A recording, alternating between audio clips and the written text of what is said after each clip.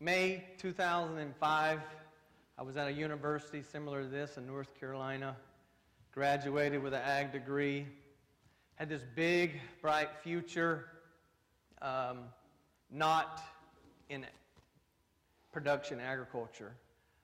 I grew up on a farm in North Carolina, started processing litters when I was 12, and that's the last thing I ever wanted to do with a 4-year ag degree. 60 days later, it was July 2005, I found myself in one of the most desolate places I ever thought existed. The winds were 50 miles per hour, it seemed. I could see the next town 7 miles away, and I didn't know anybody there. I was in southwest Kansas, which is now my home, and I love. So that's just a brief introduction on how I got to Kansas and how I got into production agriculture. There was a period from 2005 to 2008. I went to work every day, started mowing grass. From there, I went to be assistant manager of the feed mill. From there to in production, and just continued to get involved. But I hated it. I don't have the story of loving agriculture, which is kind of strange. But I'll get to that in a second. So really, what I want to bring to you today, real quickly, is 3 things. I want to talk about my past, my family's past, because I wouldn't be here without my dad and my grandfather, my team, who's unbelievable. Then I quickly want to talk about what I do love about agriculture and what I do love about farm leadership. And then third, I want to give you just an idea maybe you can use this week, this year, on your farm, your career, your nutrition department, about what I believe is coming and how we can prepare for the future. So with that being said, this is where it all started for me. This is my grandfather. His name's Ernest Smith. This is in the white shirt, Alfred Smith, my dad. And basically, in 1960, my grandfather got out of the service but didn't have a thing. In North Carolina, he was extremely poor. All he had was his hands and a logging truck. And so he started to log. Every day he would log. For 3 years he logged. And he had this vision of one day owning his own land, one day owning his own business. And that's where it all started for me. So anyway, he held back logs for 3 years. And eventually he got to the point he had enough. He could go to the bank and get a small loan for 10 acres. And he wanted to build a feed mill, a custom grind and mix feed mill in southeastern North Carolina. And that's what he did in 1963.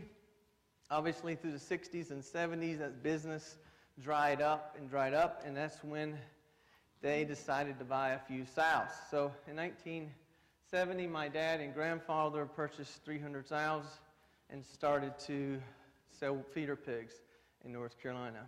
My dad and grandfather both believed in really slow growth, very, very, very kind of cash on the barrel type stuff. And so that's always been distilled in me. They've also been very, very tough. Weathering the storms of '98, weathering the storms of the last 10 years. And those are some huge lessons I have learned from them over my short career in this industry.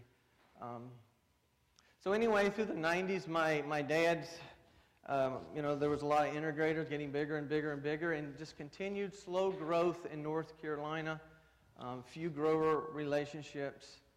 And then in early 2000, there was obviously a big change in the swine industry, specifically in North Carolina. So the future there was actually very small. So he saw the opportunity to go into the Midwest, and through a huge leap of faith and some guts, and he heard about these farms for sale in southwest Kansas. These farms were actually pretty unique. Has anyone ever heard of DeKalb swine breeders? Yeah, a lot of hands. So anyway, DeKalb swine breeders. This is where they kind of started at. Just a little history on DeKalb swine breeders, because that is part of my story. 1961, they founded Lubbock Swine Breeders, which was one of the first specific pathogen-free herds in the United States. The company was a pioneer in swine genetics and management practices, including all-in, all-out concept, the use of slotted floors. Lubbock Swine Breeders merged with DeKalb in 1972, and Roy Poe joined the company as general manager of swine operations. And from there, late 70s, early 80s, and into the 90s in Plains, Kansas, I'm real close to the Oklahoma-Colorado line. They build 8 farrow-to-finish units. Small barns hold about 400 head, all on one site. So that's where I am today, and that's the kind of a unique piece to the farms I'm able to be a part of every day, which has been a ridiculous challenge. So anyway, through my family, through my experience, I got the word crap on there because these barns were built in the late 70s. There was very little maintenance done to them. So there's literally 10 within a 10-mile radius, still to this day, I have to go and pick up. And then when we got involved, there was only a few thousand sows there, and we were selling wean pigs into the Midwest to Premium Standard, Texas Farms. And then that dried up mid-2000s, and there we had the opportunity to remodel about 60,000 finishing spaces, which I was able to, let's say, be involved in. And from then, we've, over the last 2 years, been able to get into some new alternative marketplaces, and I think really exciting opportunities for the 21st century. So that's kind of a little bit about my history, my family's history. My aunt's still involved, my uncle's still involved. I have an amazing team in Kansas. We have a lot of strategic partners that has supported us through the years. So it's been a huge opportunity for me to be a part of this operation. But like I said, from the time I started in 2008, or 2005 to 2008, it was 12 hours, 14 hours a day. And I got the production bug. I don't know if any of y'all have ever got the production bug where it's more and more. Let's go for that 10th of a pig, and now let's go for that 100th of a pig, and it's just constant.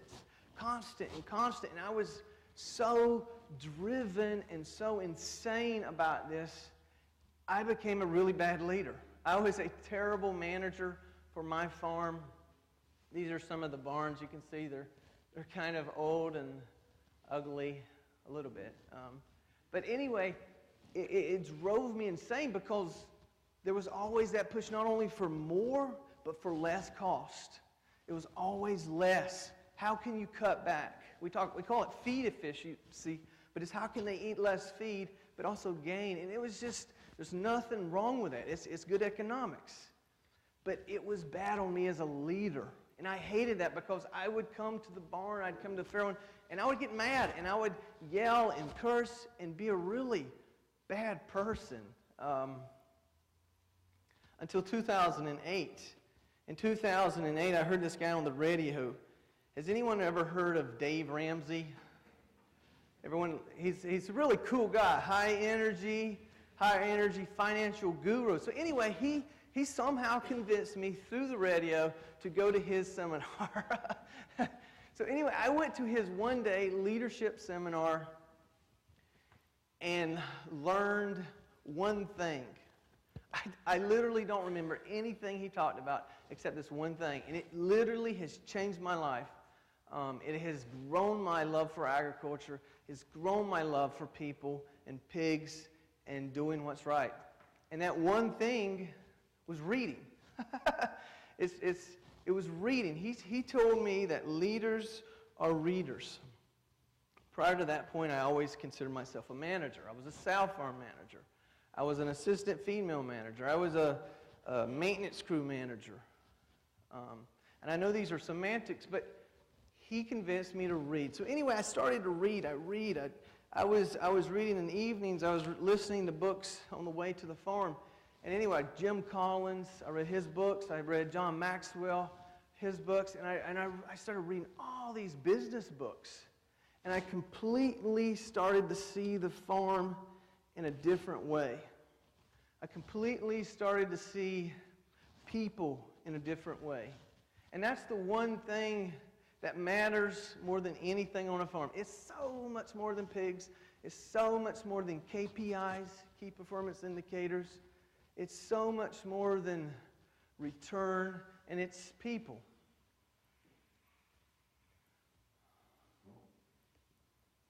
I show this slide. I really like this slide, but a lot of times we talk about pig care and all this stuff, and which is great and needed.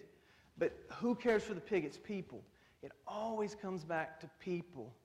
And that's the one thing I learned in 2008 from 2010, and even today. I'm learning every day about this people thing. Because that's what true leadership is. It's about people. Whether you're on a farm or whether you're in New York City, leadership is about people. This is one of my favorite quotes from John Maxwell, great author, speaker. He says, everything rises and falls on leadership.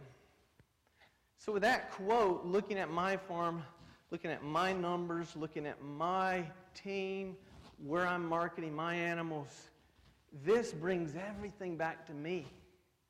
There's no more, it's the farrowing department's fault. It's the vet's fault. It's always the vet's fault and the nutritionist's fault. He screwed up our diets. But what this does, it brings it all back to me. And you don't have to be an owner. You don't have to be a general manager. You just have to be on the farm. If you're on the farm, you are a leader. And that's what I learned. At that time, I was not over the whole operation. I was a little peon mowing grass. So that was a huge learning curve for me. So real quick, 5 things that I feel like I should share with you, practical things to bring it to a farm level that you'll hear people talk about and you think, that's for big companies or that's for general managers or owners. No. Anybody on a farm, this is core to leadership. And 5 things are values, vision, strategy, communication, and team. As you can see, it's encircled by team, because if you're doing this by yourself, you're doing it wrong. This is not for you, it's for your team. So values, real quickly, we had never had a mission statement. Mission statements I thought were stupid. They're on walls but don't mean anything. Well, anyway, I sat down with my team and I said, this was a very small team at the time. And I said, well, who are we?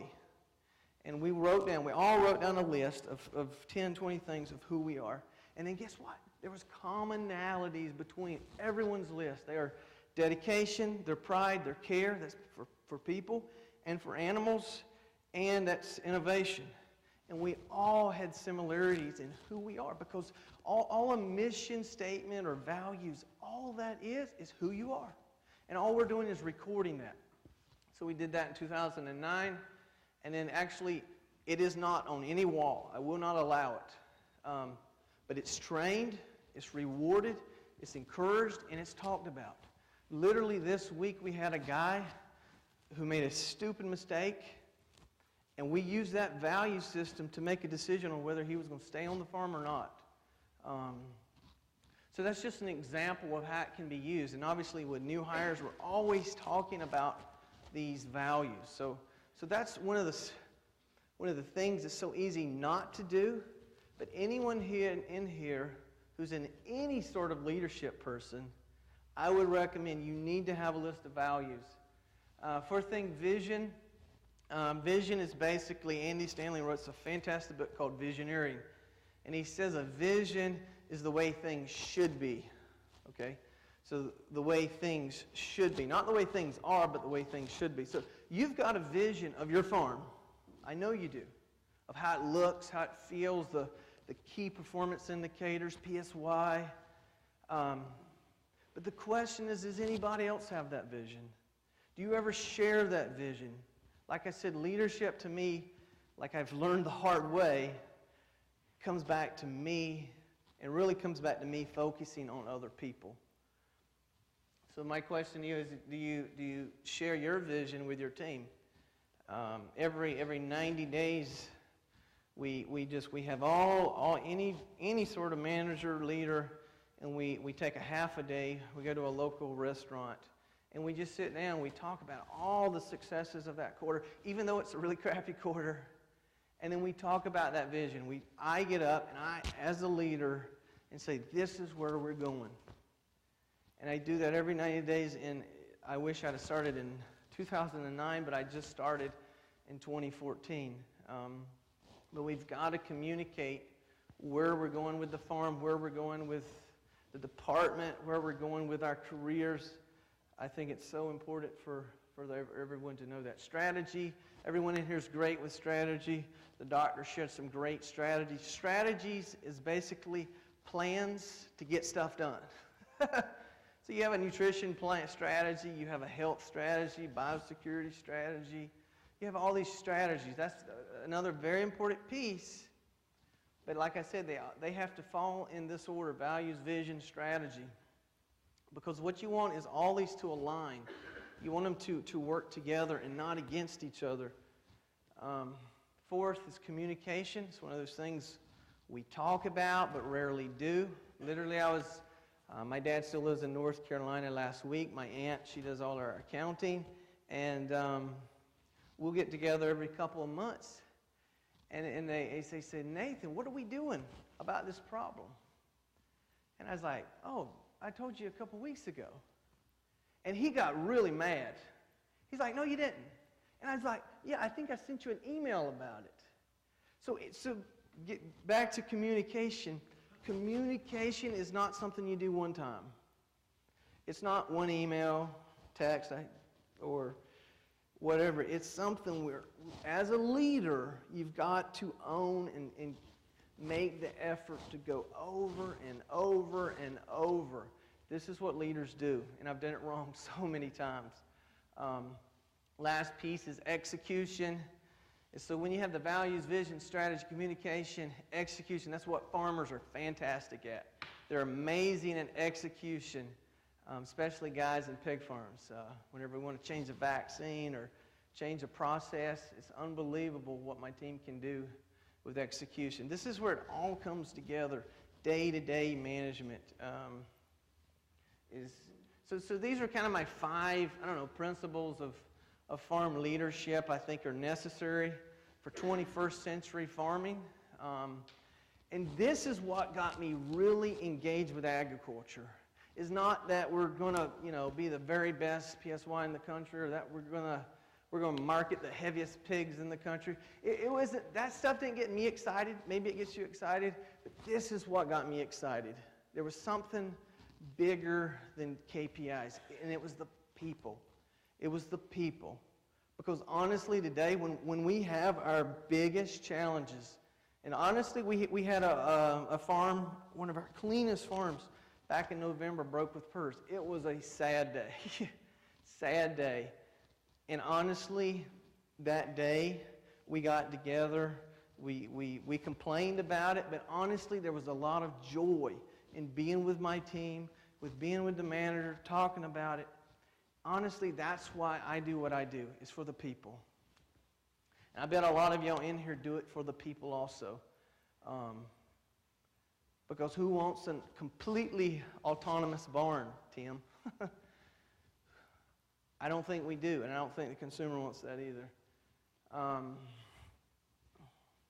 Farm leadership is about people, period. Farm leadership is about people. One last question. I heard someone say, he said, you want to know if you're a leader? He said, look around you and see if there's anybody following you. So if you want to test yourself, ask yourself at the farm, in your career, in your company, is anybody following you? It took me a long time to figure this out. This is majority of my team. They're amazing. And I am working every day to become a better leader for them and to help them become better leaders, because I think that's the right thing to to do. My last point I want to leave with you is something I'm maybe even more excited about than leadership, or maybe just as excited. And it's actually about the future.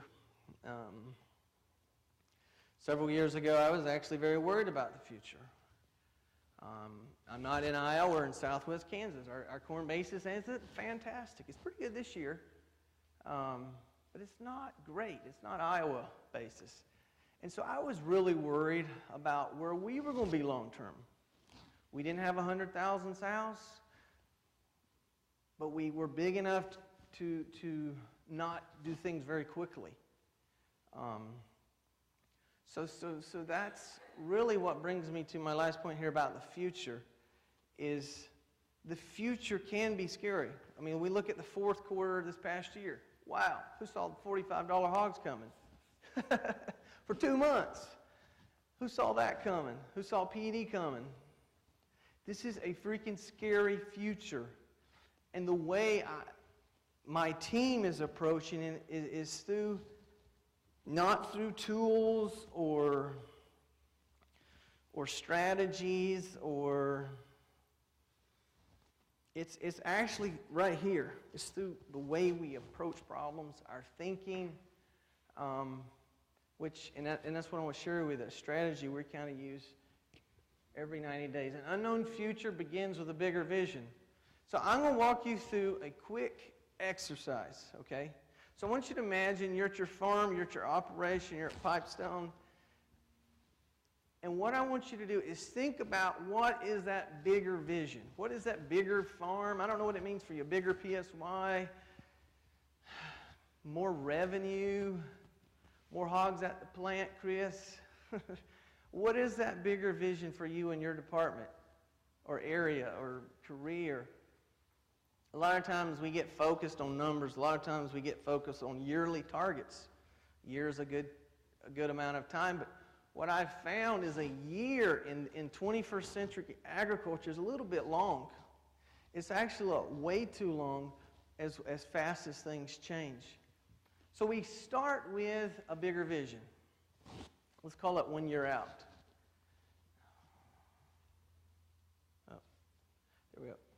Now, what I would like for you to do, as you see that farm and you see that bigger vision, now I want you to think about, what are those next steps?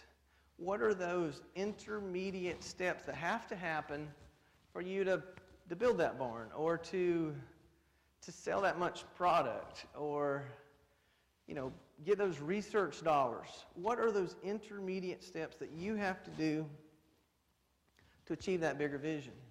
Okay, so you write those down. Maybe it's 10 things, maybe it's 20 things, maybe it's 100 things. I don't know what your vision is, and I call those next steps. And then the third thing, what you want to do is you want to say, okay, that's ideal. That's maybe that would take a year to get all those done. So now I want to ask you, how many can you do in the next 90 days? How many can you do in 3 months? I bet what you're going to do, I promise this is what will happen. As you write those down, you say, well, we can do that, we can do that, we can do that. What you're going to end up doing, you're going to find out you can do a lot more than you first thought you could. Okay? So that's the third thing. The fourth thing is you meet with your team. You make sure it's attainable. You make sure it's not too easy. And then you lay out to maybe it's a team, maybe it's the guys in your farrowing department, it's the guys in wherever. You lay it out and say, hey, this is what we're going to focus on the next 90 days. Maybe there's some KPIs attached, maybe not. But what you're really focused on is on those preparation steps. The reason I choose 90 days, you could choose 100, you could choose 60, is that you can't wait a week. You see, if you have a year goal, you could wait a week, you can wait a month, you can wait 3 months. You still got plenty of time. Well, when you have 13 weeks, 90 days, guess what? You don't have a lot of time. If you don't start today, you're already behind. So anyway, we've been doing this for 5 quarters now. And I tell my team every time we meet, you have just completed a year's worth of work in 90 days. And it is unbelievably true how much you can accomplish in 90 days. Because, I'm going to tell you the secret to this. The vision is not the secret.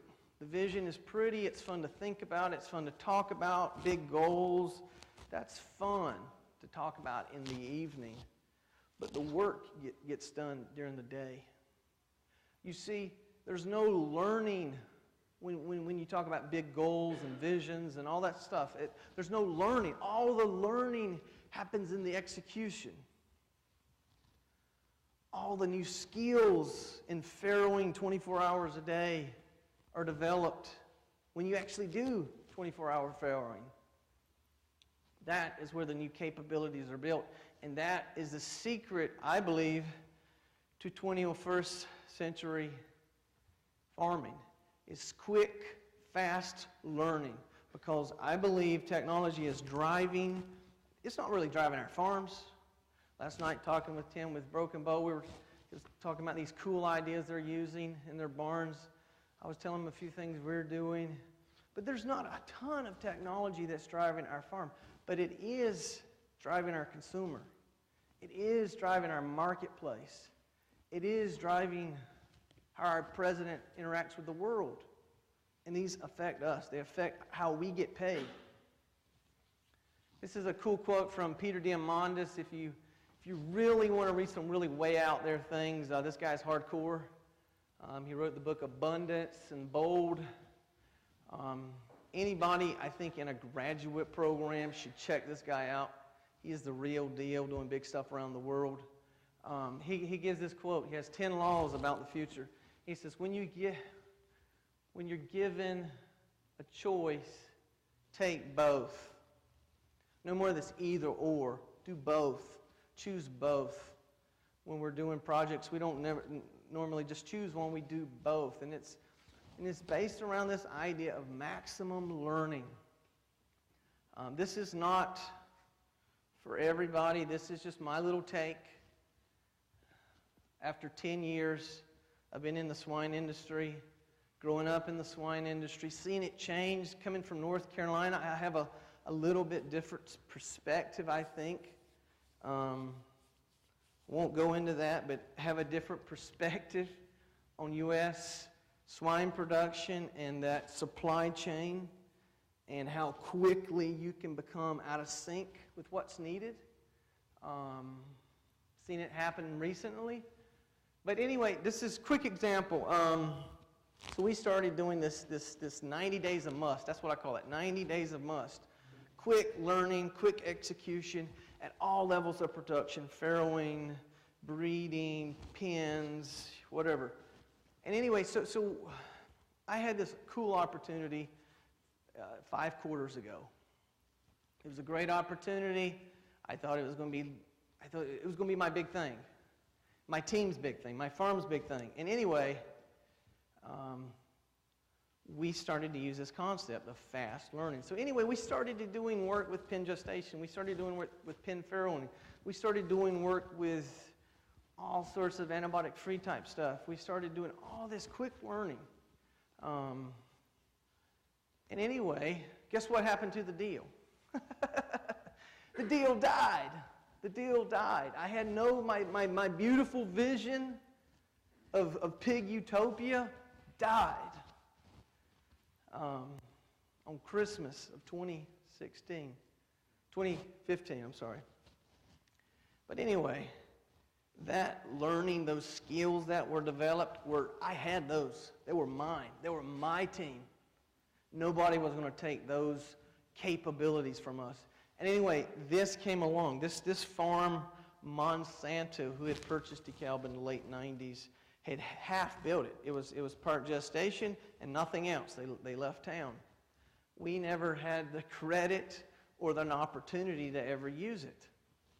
And however, with these new skills that we had learned, we were able to do this almost overnight with 90, not 100% confidence, but 90% confidence that this could be successful. And so I tell you this story because you never know what's coming within 90 days. You probably got a good idea of what's coming, say April, May, but you really have no idea what's going to happen this fourth quarter. You really have no idea what's going to happen with consumer demand or NAFTA. We don't know, but we need to be prepared today.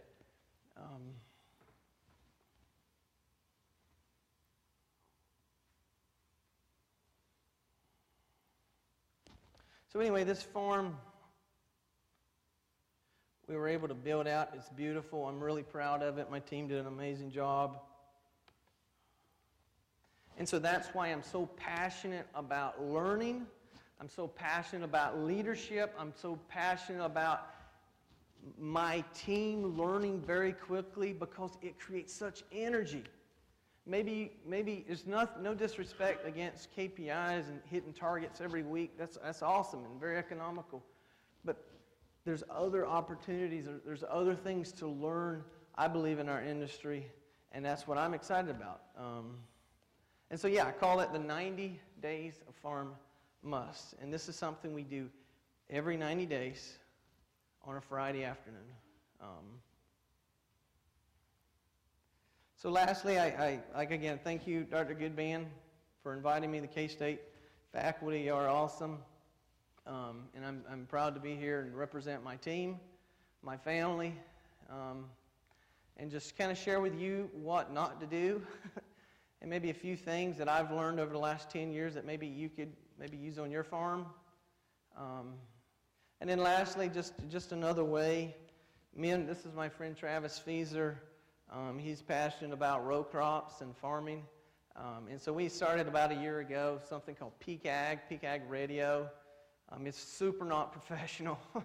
We just get together on a Saturday and record what he's learning and what I'm learning, and just talk about it. And so this month has been a year anniversary, and it's continued to grow, and I've been really surprised of the interest that's in agriculture. But actually this coming year, we're going to be doing something really cool, and if you're interested, I'd love for y'all to be a part of it and join the community. But we're going to be interviewing people in agriculture have done really cool things. And that's going to be for 1 year. We're committed to do that for 1 year, to interview from all ag sectors who are doing really kind of high performance things in agriculture. So no, I thank you again for allowing me to come, and have a good day.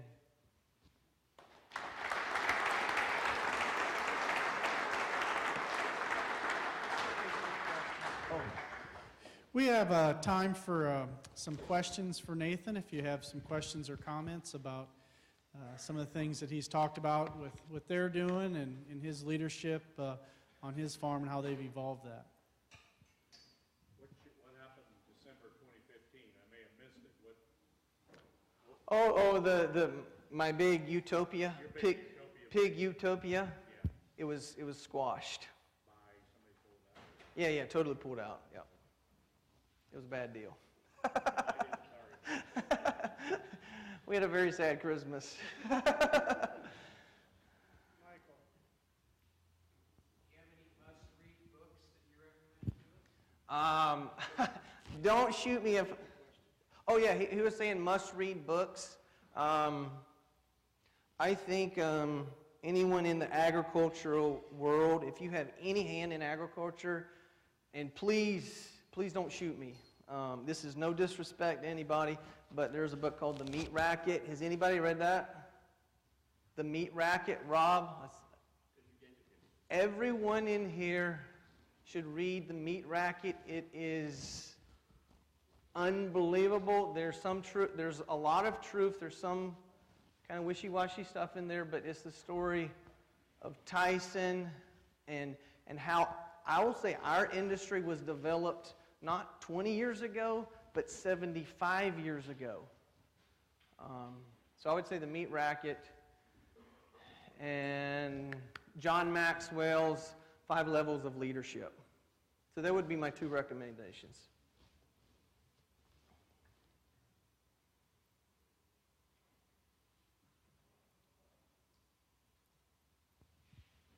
Well, very good. Let's give Nathan one last round of applause.